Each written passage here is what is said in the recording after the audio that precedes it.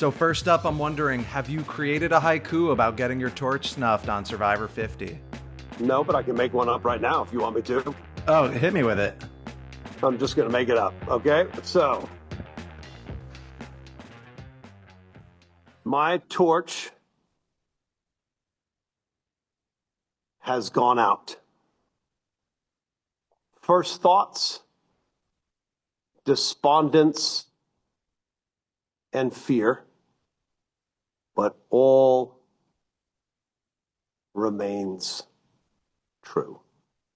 There you have it. 575. It was really funny when I did 585 out there. Everybody caught it, and they're like, oh, my gosh. Fun fact, Nick, first poem was published when I was in 7th grade. I've been writing poetry for a while, so it's nothing new.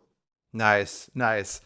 Now, let's start with this twist. What was your reaction to hearing Jeff throw this duo twist on you and that your fate would be tied to Chrissy's like that? That's unbelievable. It's like they know what they're doing.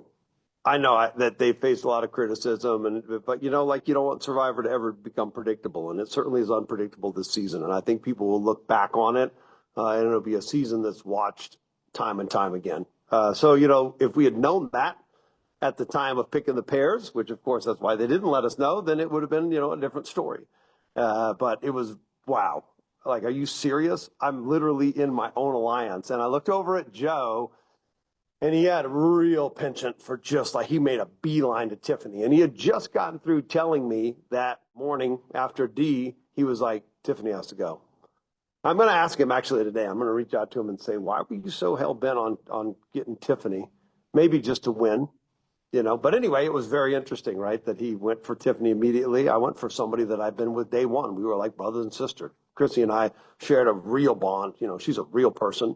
And we had a real connection out there. And so it was just made sense that I wanted to do that. When Jeff said that, I was like, oh, frickin' A. And then I saw the basketball. I'm like, oh, are you freaking kidding me? And I told my son last night, who's 6'4", he's a good basketball player. I said, I said, your dad sucks at basketball. And he was like, I know. And I said, hopefully they'll show me sassing Jeff Probst back. And so anyway, it's all good. It was a sinking feeling when I saw that. Now, had you known the full story of what the twist was going to be comprised of, who would you have chosen? I mean, funny enough, I probably would have picked Evans or maybe Christian or maybe Rizzo, just to spread it out, and just to get intel from that other camp. I had already put my foot in my mouth, telling Devins about the middle people. It was so funny. I'm looking at myself thinking, you friggin' suck. But it's like, I'd already said that, and so I probably would have picked Devins. Now, the vote seemed to kind of be between you and Chrissy and Devins and Aubrey, but after that whole fake idol showing, how much of that fake idol play led to your elimination, or do you think you guys would have been out regardless? I think it was touch and go, right? I really do. I think that it was the tipping point, and so I think that maybe it was going to be Devins and Aubrey, and nobody really liked Aubrey. I did like her. But I don't think anybody liked her, and she had burned everybody by not playing her idol, and then they knew the idol was flushed, and then, they knew Devins was dangerous. So I think that the fake idol definitely had something to do with it. It was the tipping point for Chrissy and I to go. Now, Cirie seems to have been included in this strong 7 alliance that was kind of outlined. From a viewer's perspective, though, Cirie seems dangerous, that she would cut bait on a whim. Was that at all discussed out there? It was a little bit, but, there was a level of deception. Dee went up to Cirie and said, that Coach said your name.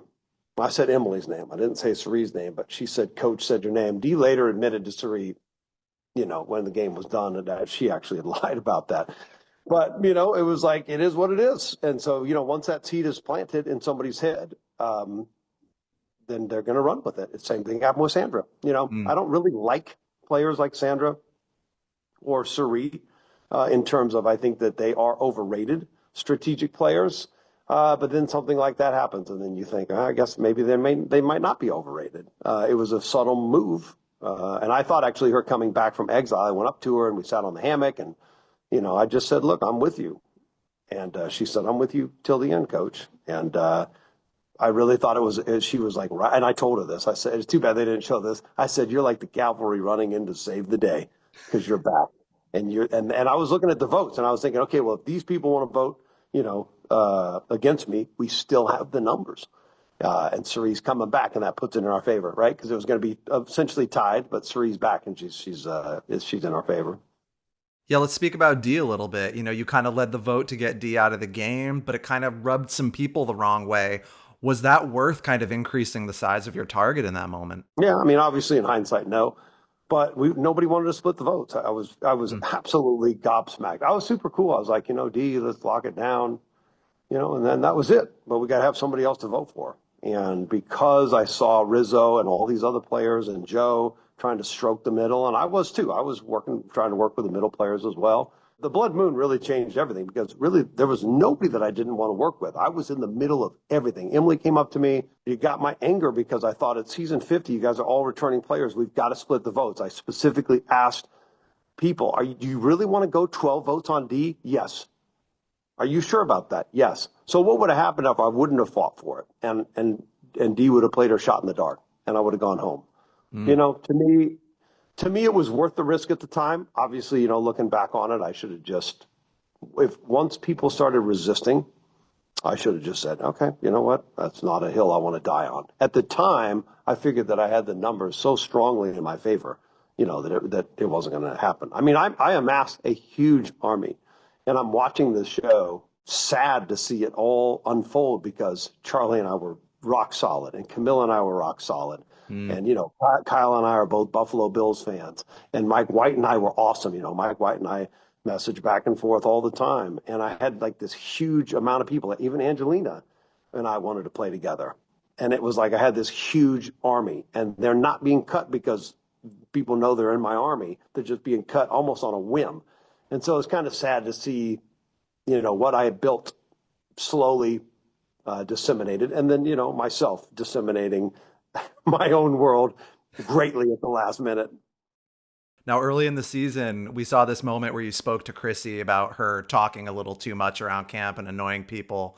But then in this episode, there was a bit of a role reversal where she kind of took the lead on you. Was it contentious at all, or was it more like friends just like helping keep each other in check? No, it was cool. I appreciate it, but in hindsight, I shouldn't have listened to her. I should have actually, right? I shouldn't have, that was not the right play.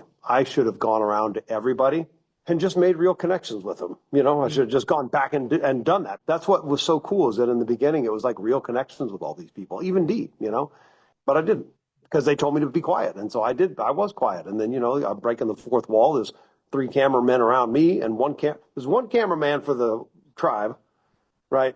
For everybody else. And then there's 3 around me sitting in a hammock. That's typical. So, what am I going to do? Those poor guys are sitting there for hours on end with no entertainment whatsoever. I'm going to give them a little show. And so, last episode, 2 weeks ago or whatever, I'm sitting there, I'm breaking the fourth wall, and they are freaking loving it. And, it's what endears me to the production crew. Now, you did try to make amends with Tiffany. We did see a conversation between you two.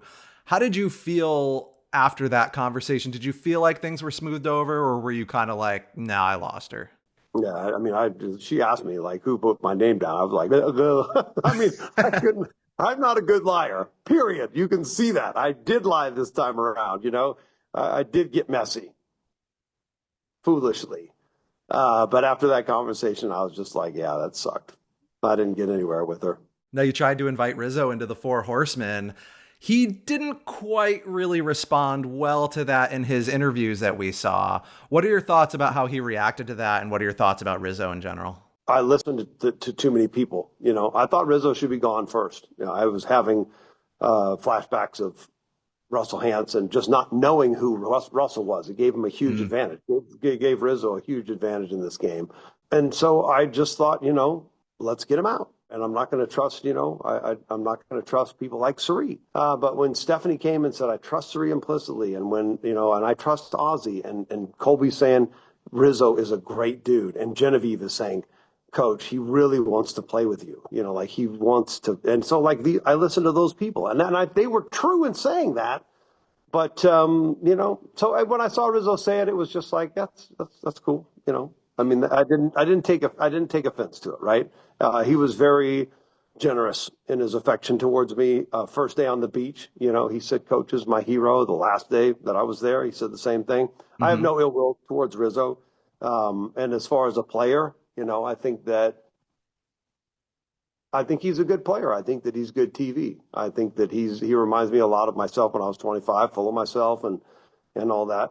I don't think that he would have gotten very far if we would have seen his season. But, it's always good to have those surprises out there at my detriment. Were you at all aware that Cirie, Rizzo, and Ozzy were such a tight trio? Well, I mean, I know that I've always known that Cirie has led Ozzy around by the noose, right? I mean, he's always had a ring in his nose for her to lead him around. That's just historically accurate. So I know that. But, if Cirie, wants to know who my children are and she wants to get involved with me on that level, pregame, during the game, that's a level of emotional manipulation that I'm not comfortable with. And so, that did surprise me. That did hurt me. But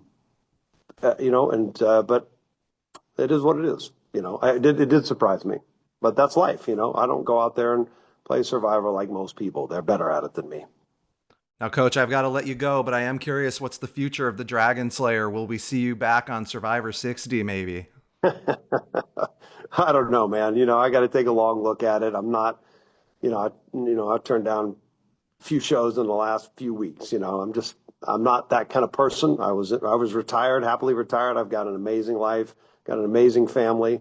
I'm a world builder. I'm a community inspirer. I don't need Survivor. And so, I would say this is my last time, but I could be the Brett Favre Survivor and just keep coming back. I don't know. I mean, I am a performer. So when they call me, it's like, is this what I'm supposed to do? And I think internally, is this my destiny in the moment? So we'll see.